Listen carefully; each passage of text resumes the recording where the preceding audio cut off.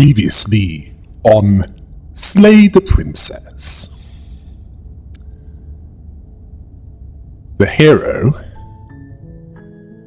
and I use that term generously, argued with the narrator and things became fractured, not just for the cabin, but also for the princess. And then things became more complicated.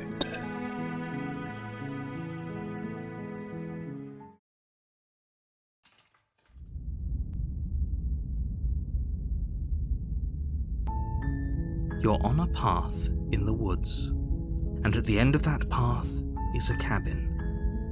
And in the basement of that cabin is a princess. You're here to slay her. If you don't, it will be the end of the world.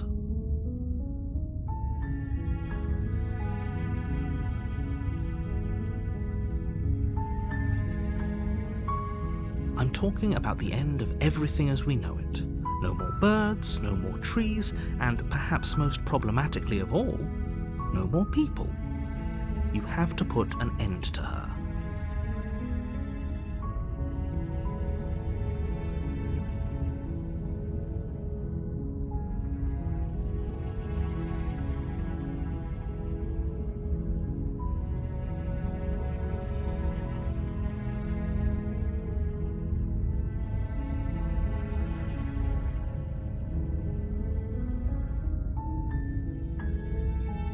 Look, you're already on the path that leads to the cabin. Why would you be here if it weren't to complete a very important task?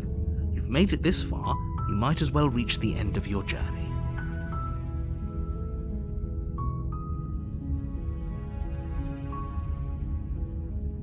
Don't linger on the specifics. You have a job to do here. Just get in there and do what needs to be done. We're all counting on you.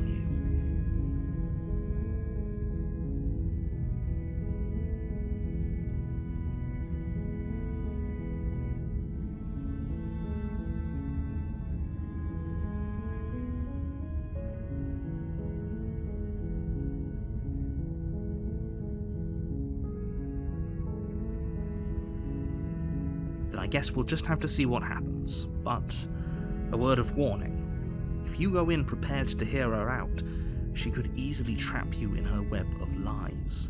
And the more you listen to her honeyed words, the harder it'll be to pull yourself out. Then each and every one of us is doomed. So sure, go, talk to her. See how that turns out for all of us. You make your way up the short path to the cabin. You'll find the princess within.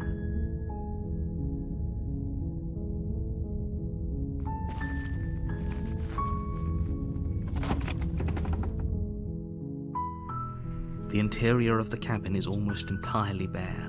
The air is stale and musty, and the floor and walls are painted in a fine layer of dust. The only furniture of note is a plain wooden table. Perched on that table is a pristine blade. The blade is your implement. You'll need it if you want to do this right.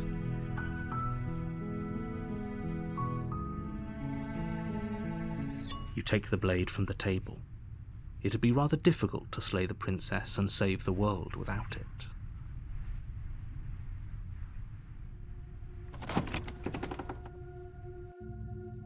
The door to the basement creaks open, revealing a staircase faintly illuminated by an unseen light in the room below. This is an oppressive place.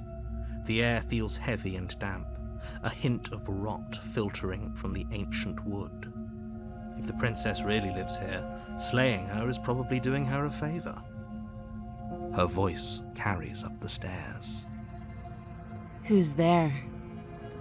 She sounds dangerous. It's almost as if she's the one in charge down here. Don't let it fool you. It's all part of the manipulation.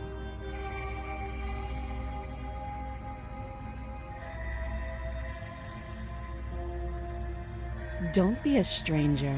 And it's been so long since I've had any visitors. Come on down. You walk down the stairs and lock eyes with the princess. There's a heavy chain around her wrist, binding her to the far wall of the basement. She's so coldly beautiful. Is she really a threat to the world? Focus on the task at hand. And there you are. Are you here to kill me or something?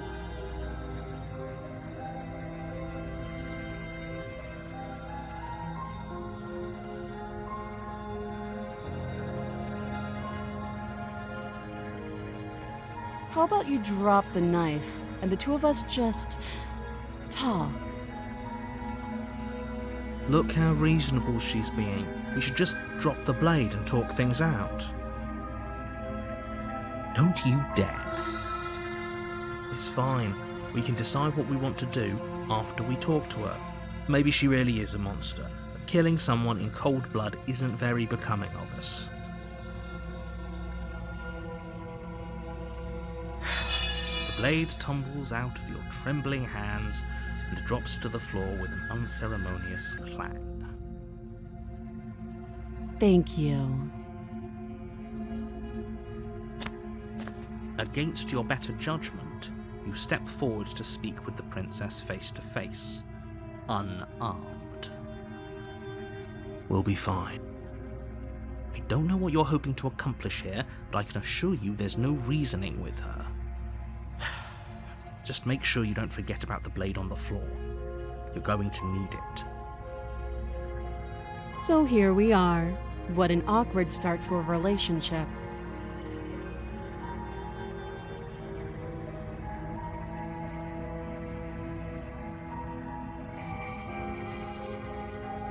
I know. I just said that. Now why are you here to kill me?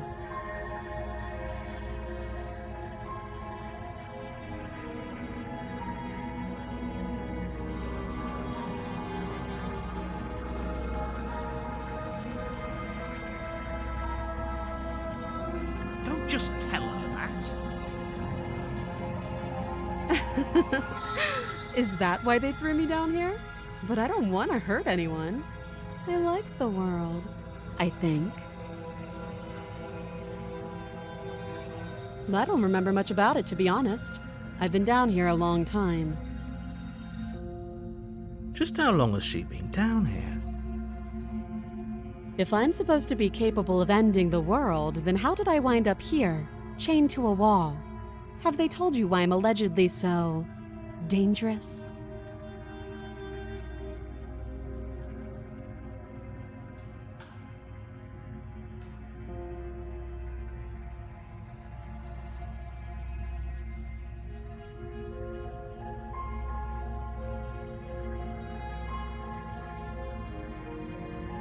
Ending the world seems like an awful lot for just one person to do. I wouldn't even know where to start. I believe her. She doesn't have to know how to destroy the world to be capable of doing it. At the end of the day, whatever the two of us have going on down here is about trust. Whoever sent you to slay me claimed I was a threat to the world, but they didn't tell you why. That doesn't sound right to me. And I don't think it sounds right to you either. Otherwise, we'd be killing each other instead of talking. She has a point. There's a reason I've been telling you to question the situation, and there's a reason you've listened. So, I could tell you that I'd lead a quiet life in the woods, or that I'd open an orphanage, or that I'd do any other number of good things that I'm sure you think you want to hear. But you don't really know me, do you? What can my word possibly be worth in a situation like this? She's right about one thing. Her word isn't worth anything. Like I said, it's all about trust. Blind trust. So do you trust me, the prisoner, the victim, the princess clearly incapable of ending the world? Or do you trust whoever put me here? She's wrong. This isn't about trust. This is about risk. We stand to lose everything, all for the sake of one person, and a subjugating monarch no less.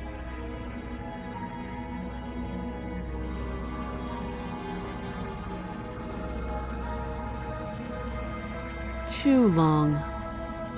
Again, she offers no specifics. No matter how hard you try, you'll never get a straight answer out of her. She hesitates before answering. You can address me as Your Royal Highness, or Her Majesty. Any honorific should do, really. You can't. Don't bother. I'm guessing you don't have the key then. I'm sure there's a key somewhere around here, and if there isn't... well, we can always put that knife to good use. Her sharp eyes settle on the edge of the blade. She isn't suggesting what I think she's suggesting, right? She is. I'm sure of it. Oh, have you decided what to do with me? You know why you're here.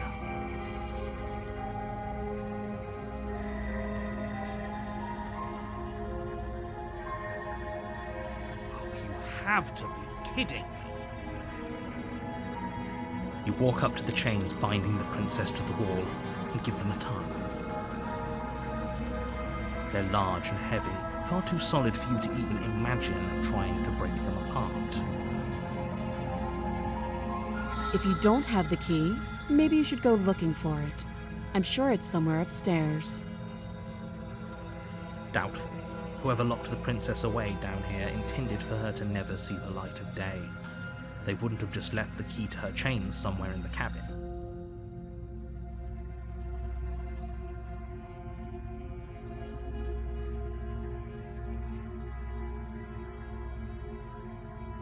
That would be fine. I can lose an arm.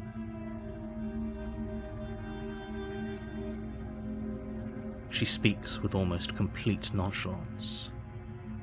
If we were stuck down here for long enough, I'm sure we'd be nonchalant about cutting our way out.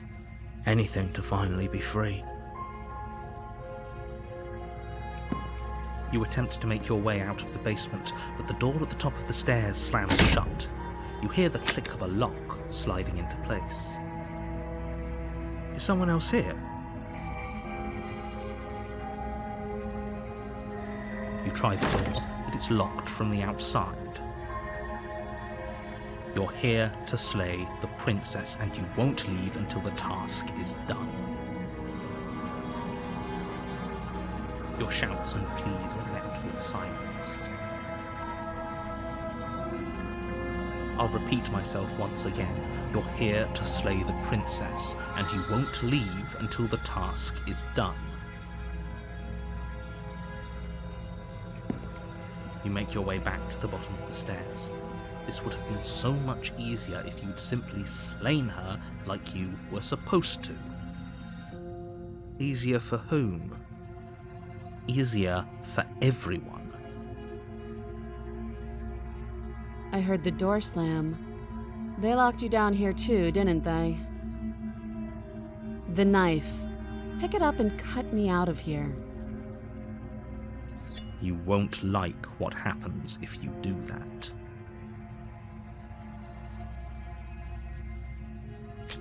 Against your better judgment, you place the blade against the princess's arm, just above the massive, unyielding chain.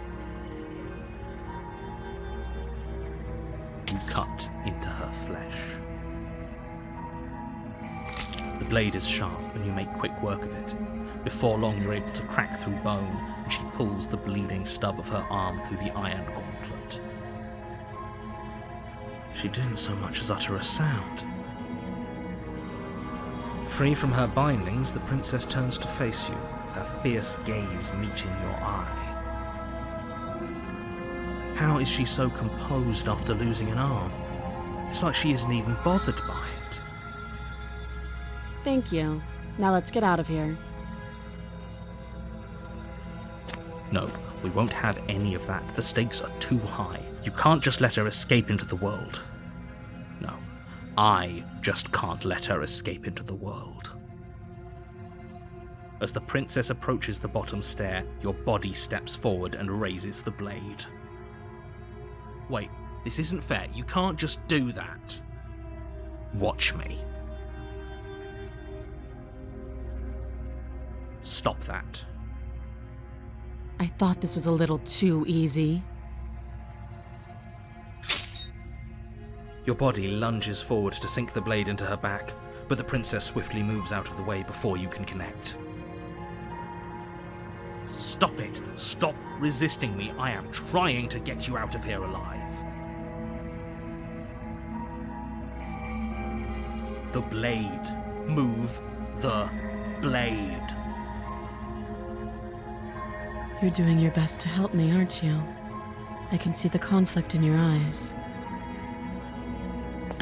I'll make this quick. She steps forward and pries the blade from your rigid hands. Maybe I'll see you in another life. And then she slits your throat with an almost clinical ease. Her face remains unchanged as she watches you collapse to the ground, blood flowing from your butchered neck. This is the end, isn't it? I'm afraid it is. Everything goes dark, and you die. I hope it was worth it.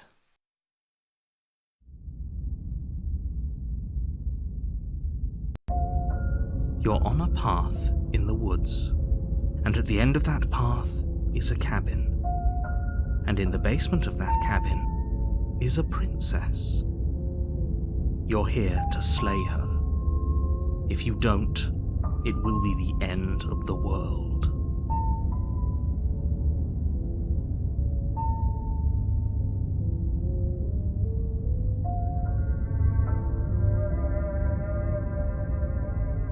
I can assure you that you're not dead.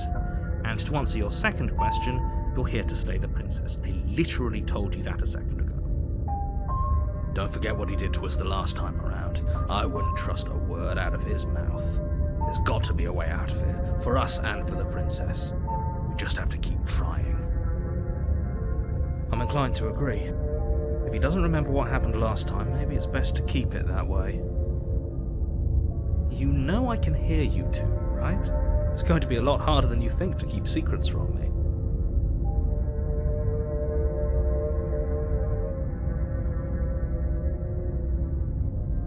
Those are two very different questions, but fine, I'll indulge you if that's what it takes to get you moving.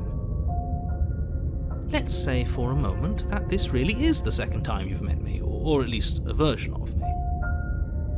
You died last time, which probably only happened because you didn't listen to me. The absolute irony. Well, that's one way to put it, I guess. You really don't remember what happened last time, do you? You practically forced the princess to kill us. That doesn't sound like the sort of thing I'd do, which is honestly all the more reason for you to not buy into whatever self-delusions the three of you are crafting. But this is a thought experiment, so I suppose I'll continue to give you the benefit of the doubt. If I did practically force the princess to kill you, it was probably for a good reason. Did you try and free her? Did you say something really mean to me? Because if I really did what you said I did, you probably deserved it. I'm a professional, after all. Sure you are. Anyway, I believe your second question was, what's the point of doing anything? If you're asking that, it sounds to me like you're making the rather dangerous assumption that your actions last time around didn't have any consequences. What do you mean? Of course there weren't any consequences. You forced the princess to kill us and now everyone's right back where they started. That sounds pretty consequence-free to me. Yes, but in this purely hypothetical scenario, that begs the question of how you got back here. Did time simply rewind itself, or were you instead transported to a different world entirely? If it's the latter, what do you think happened after you died? Do you think the people there lived happily ever after? Or do you think that the princess, left unhindered, brought about the end to everyone and everything, just like I told you she would? What a conveniently ambiguous group of things for her to ruin. For all we know, the princess left the cabin and never saw another soul.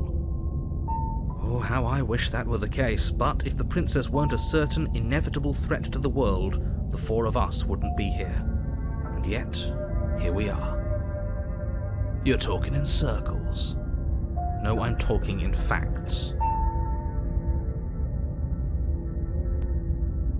Just be quick about it.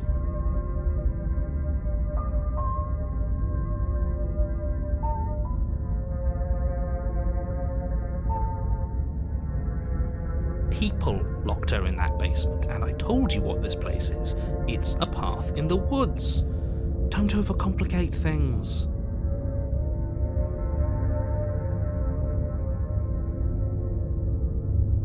Look, I'm not supposed to say this, but it's because you're special. You're the only person capable of doing this. Call it a prophecy, if that helps. But it's just the way things are. Oh, I didn't know we were special. Of course you're special. Why else would you be here? Yes, right. We're here because we're special. Look, you're annoyed that you're here. I get it. I'm also annoyed that I'm here.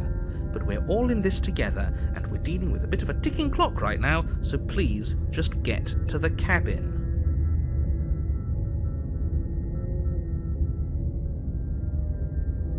I've told you everything you need to know. Going into more detail would just overcomplicate an otherwise very simple situation and make your job more difficult. Not to sound like a broken record, but the less you know about her, the better things will go for all of us. I know it sounds like I'm hiding something, but you're just going to have to trust me here. She just can. Believe me, I wish I could tell you more, but you'll just have to trust that what I'm saying is true, and that, despite it all, you're fully up to the task that's been given to you. You haven't given us an ounce of proof. You do know that, right? What proof could you possibly ask for? Literally anything. Fine. Check your pockets. You put your hands in your pockets and pull out an envelope with the words, "The Evidence," written across the front. Within, you find a note in your handwriting. It reads, "The princess will end the world if you don't stop her. This is an immutable truth." That doesn't prove anything. How do we know you didn't just forge our handwriting? I wish I could tell you more, but there are some rules I have to follow for all our sakes. Please just trust that these rules are in place for a reason. I'm on your side. You mean you're on our side as long as we do what you tell us to? Exactly. Because you not doing what I tell you to do means you're putting the world at risk. I think we've got everything out of him we're going to get. Great. Now, if you don't mind, the whole world is waiting with bated breath for you to save it from ruin.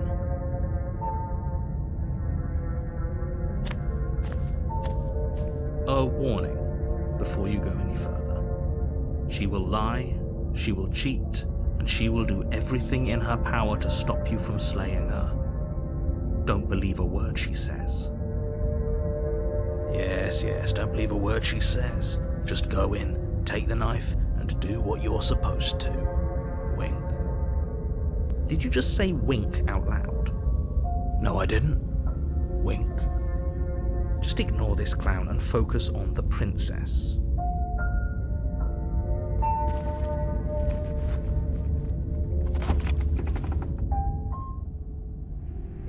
The interior of the cabin is less a cozy woodland retreat and more like a dungeon. A few pathetic wisps of starlight attempt to illuminate the cold, uninviting stone walls, and thick, wrought iron bars barricade the windows, reminding anyone who enters that this is a prison. The only furniture of note is an iron table, bolted to the floor, a pristine blade perched on its edge. The blade is your implement. You'll need it if you want to do this right.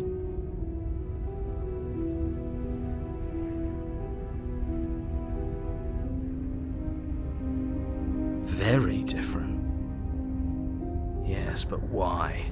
Did he change it? Or did it change all on its own? Maybe it's a different cabin entirely. Now isn't that a novel thought? Maybe you haven't actually been here before. I hope this means you'll finally drop your ridiculous past life nonsense. You haven't died, and you certainly haven't been killed by the princess. So focus up. Don't get distracted by minor details. He definitely did not. Does a mirror not count as furniture of note to you? Because it should. There isn't a mirror. There's a table, the blade sitting on the table, and the door to the basement. There's nothing else in here. There's definitely a mirror. There isn't. I think you know what we have to do.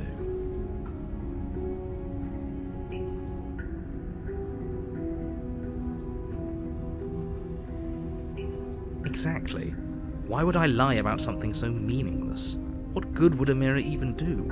That you waste time preening yourself instead of doing what needs to be done.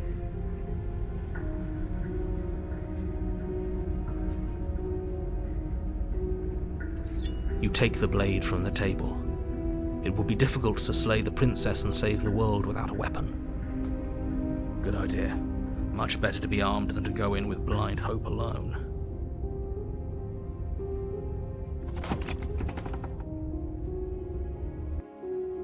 The door to the basement creaks open, revealing an old stone staircase.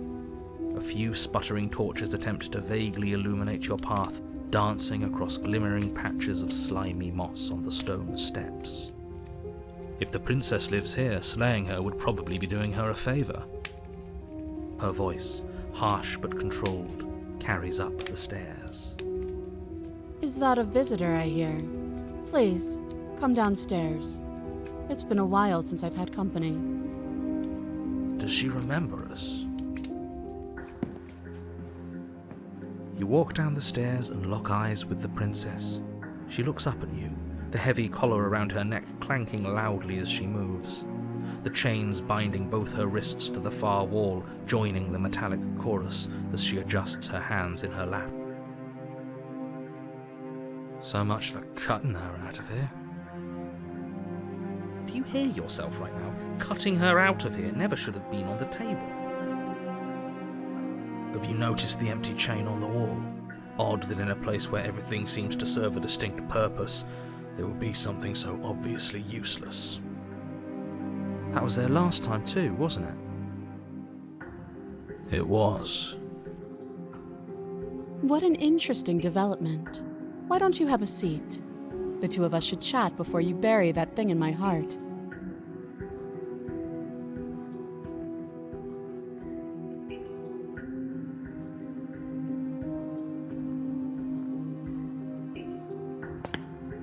You step towards the princess, but she stops you before you get too close, holding up one shackled hand. There's fine. I'd prefer we keep some distance until we've sorted this out. That's reasonable. We do have a weapon. Might as well put her at ease.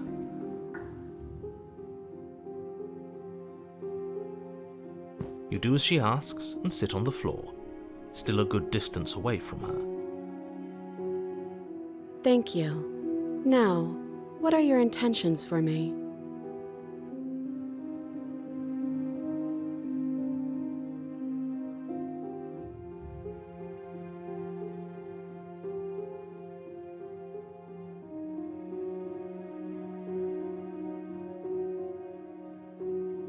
Oh, are we acknowledging that? I thought we weren't going to give away the game. But yeah, I remember. I guess what you said back in the woods really was true. As much as I would like to remain in denial, it's no use.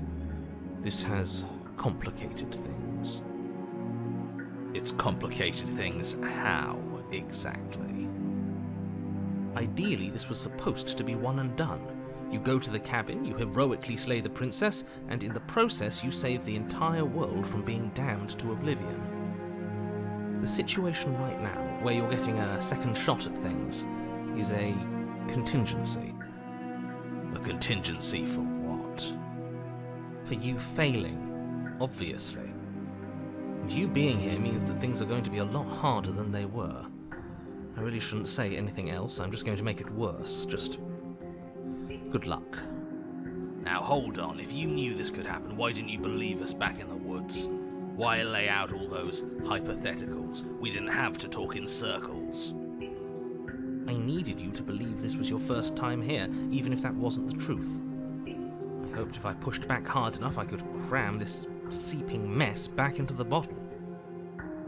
And maybe I wanted to be the first version of me that you met. I didn't want to be confronted by the alternative. That's pathetic. I never said I wasn't. I get it. It would be pretty upsetting, wouldn't it? To know that you might not be the first version of yourself. At least we can remember what happened before. Seems like we should count ourselves lucky for that. Exactly, he gets it. You're lucky, so don't waste that luck by messing it up again. Alright? Moving on. Why is it important for us to be ignorant? How is it ever helpful to be in the dark? The more I say, the more your mind will swim into dangerous waters. Even saying that is too much. Your success hinges on you having imperfect information. For the sake of the entire world, you need to accept that. I won't. Fine, but you won't get another word from me on the matter. Yeah, sure. We'll see about that.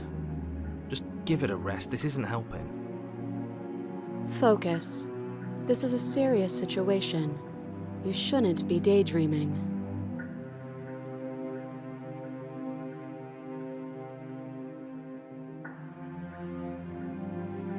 Nothing happened. You died. I went upstairs. I couldn't leave. I found myself in a new place in chains again. More of them. And now you're back. Is that really all she knows? It's not like we have much of a clue about how things work. And she's probably even more in the dark than we are. You're looking at me like I might be hiding something. I'm not. I guess it's possible she really doesn't know anything. Maybe both of us are stuck in this loop without any idea why or how.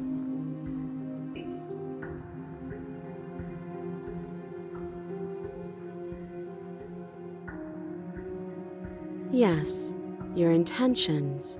You have a knife. What are you going to do with it? Why are you here? There isn't a keyhole in these shackles, and I don't see any keys in your hands either. So I'm afraid my only way out is another surgical removal. Is she forgetting about the shackle on her neck? Or does she think she'd survive a beheading? You're right. Maybe she's delusional. All the more reason not to trust her. Unless she really could survive. Though I suppose you could just be here to kill me. But I don't think that's in either of our best interests.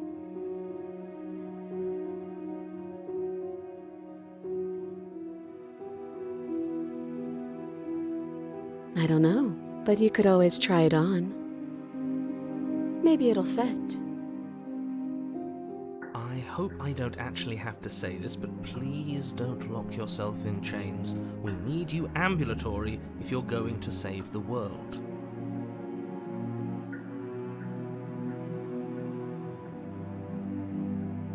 I wouldn't do that if I were you. And why is that? Do I even need to explain myself? It's a shackle and it's one without a key. Do you want to be stuck here like she is? And what? Is it going to lock the second we put our wrist into it? I don't know. Maybe it will. He doesn't want us to look at it. That's all the reason we need to investigate. But what if he's telling the truth? He isn't. I am. Against your better judgment, you approach the chain dangling from the far wall. The princess watches you with faux disinterest as you inspect it, though she can't fully hide her curiosity. I don't want to say what I'm supposed to say next. What is that supposed to mean? It sounds bad. Is it bad? Yes, it's bad. Come out and say it then. You're just wasting time. Fine. As you hoist the shackle, its heft shifts within your grasp, as if pulled by some odd magnetism. Before you can so much as blink, it practically leaps from your hands, snapping around your neck. And, as if your situation weren't bad enough, the same magnetism repels your blade, which is flung from your hand and sent skittering across the floor of the basement. Excuse me? Yes? Are we stuck here now? Yes. Huh, so it does fit. And I guess it doesn't like your knife. We're stuck here together, aren't we? That's funny. What are we supposed to do now? Can't even cut ourselves out. Guess we'll starve. That's horrible. It's not all bad. We learned a valuable piece of information. Not to touch things we're specifically told not to touch? No, that there's something special about this loose chain. It's clearly important.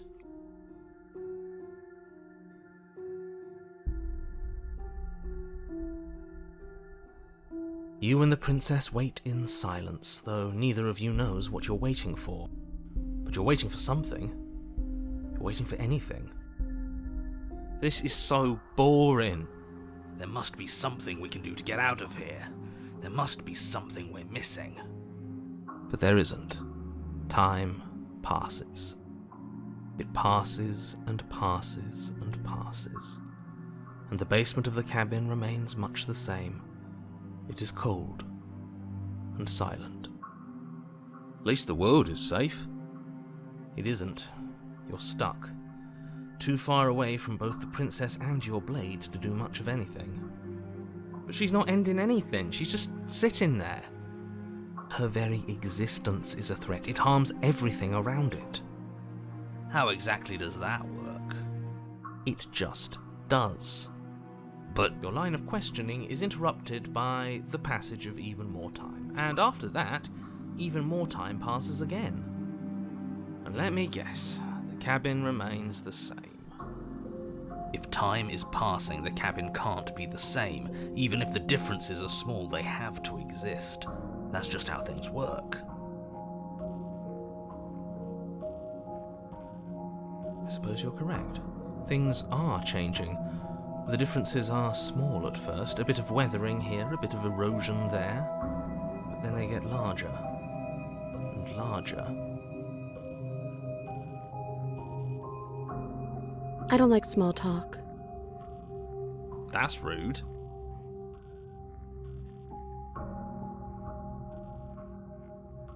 You continue to wait in silence, and the cabin continues to change.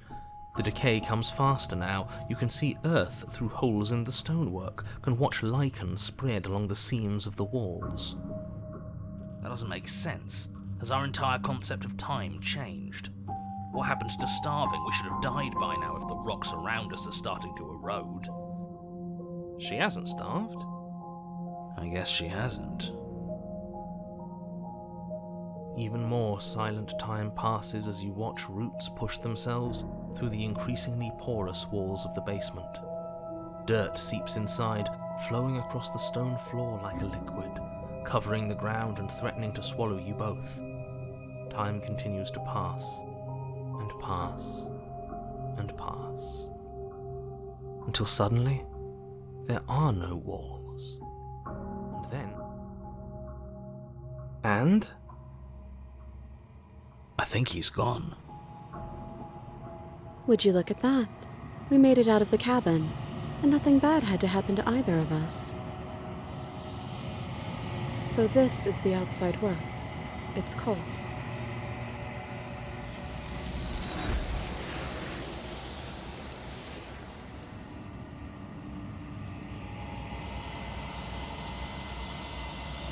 She's gone.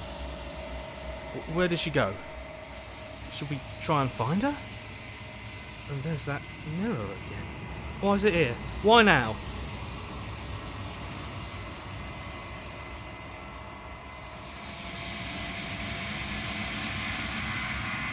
It feels so bad. Like looking into it right now is going to be the end of everything. You're right. Part of me wants the truth, but something stronger is holding me back. Fear.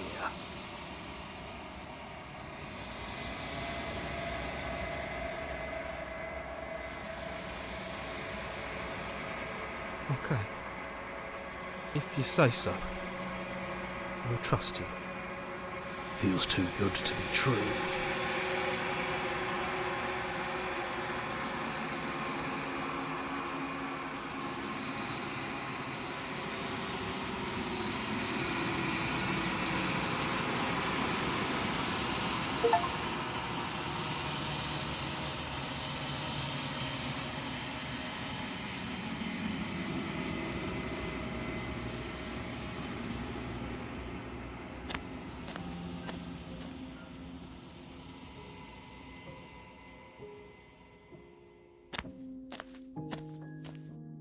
Flickering lights in empty cityscapes become pockets of vitality and movement.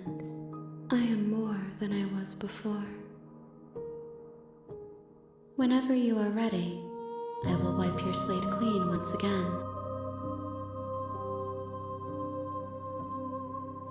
Is a child the same as an infant? I am an unbroken pattern, but every vessel gives fresh perspectives and carves new avenues of expression. I am different, but I am the same.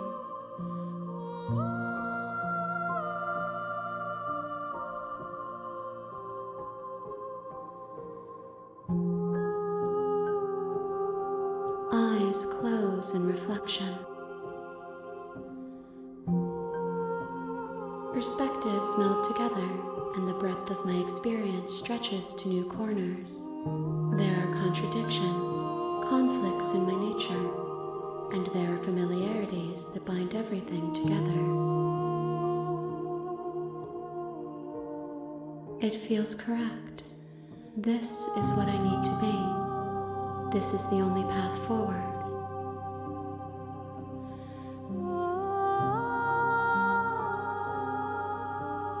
With every gift you bring me, I excavate the alleys of what I am meant to be, and every exploration yields new and complicated truths. What I will be is different than what I am, and what I am is different from what I was. I cannot tell you what desires I will hold when I have changed. But in this moment, all I want is to know myself and to know you.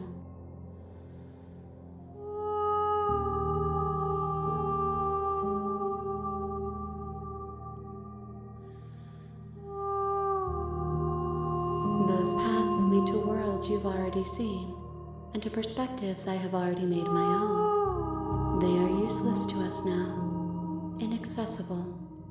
The only paths of value are those that are yet untread.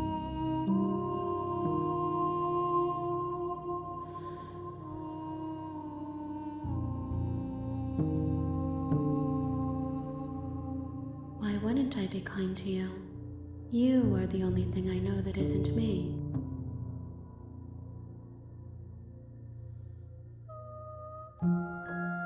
This one is cold and cynical. She has protected herself when others could not. She will make for a clever heart. Do not mourn her. She doesn't need to be protected any longer.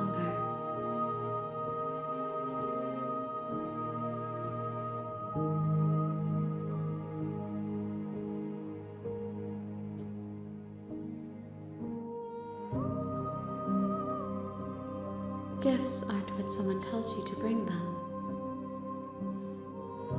My joy isn't seeing what you choose.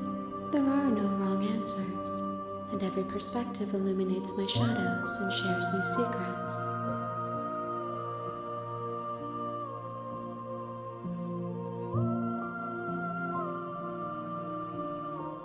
My preference is for you to show me what you would like me to see. I cannot know the ways I wish to grow, for I have yet to feel them. It is you who guides me down the thin trail of perspective and memory.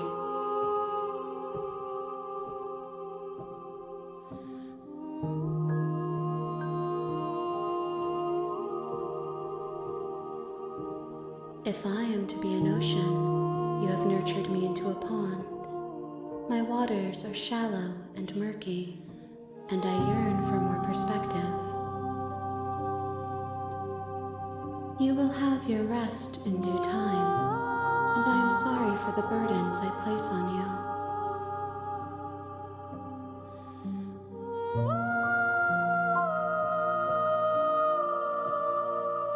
The vessels are shaped by memories of you, but their impulses are drawn to the edge of the long quiet.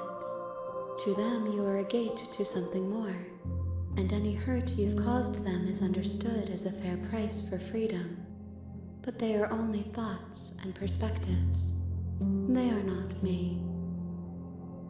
The wounds they've suffered carve texture around my heart. Without them, I would be as I was before. I would be alone and without sensation. I could not feel the joy of having you by my side, for I would not know your absence.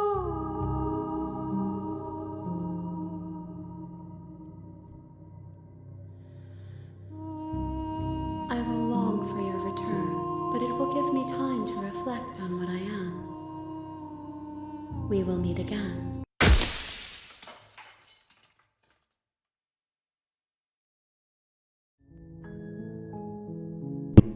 It would appear that the prison operates differently from the outside. Time runs differently, slower. How else would you explain everything eroding that quickly? Until next time, hail the rabbit!